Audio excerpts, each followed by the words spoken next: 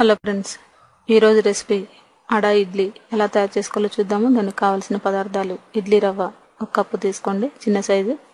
అరకప్పు శనగపప్పు తీసుకోండి. ఉప్పు రుచికి సరిపడా. బియ్యం అరకప్పు తీసుకోండి. మినపప్పు 1 కప్పు తీసుకోండి. ఎండుమిర్చి ఒక 4 తీసుకోండి. ఇప్పుడు మనం ఒక బౌల్ తీసుకొని దాంట్లో నీళ్లు సరిపడా వేసుకొని దీంట్లోనే మనం బియ్యం, అలాగే ఇడ్లీ రవ్వ, శనగపప్పు అరకప్పు తీసుకొని అందులోనే నానబెట్టుకోవాలి. మినపప్పు, అలాగే ఒక 4 ఎండుమిర్చి, కొద్దిగా సాల్ట్, దీంట్లోనే ఇంగు కూడా వేసుకొని నానబెట్టుకోండి.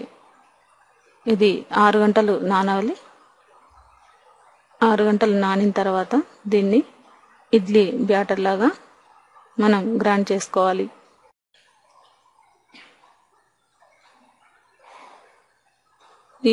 ఈ విధంగా అయిన తర్వాత ఒక బౌల్లో కరివేపాకు, మనం ఇడ్లీ పిండిలాగా పట్టుకున్నాం కదా, ఆ మిశ్రమాన్ని ఈ బౌల్లో వేసుకొని రుచికి సరిపడా ఉప్పు కొద్దిగా వేసుకొని మనం ఇడ్లీ కుక్కర్లో వీటిని ఇడ్లీలాగా వేసుకోవాలి.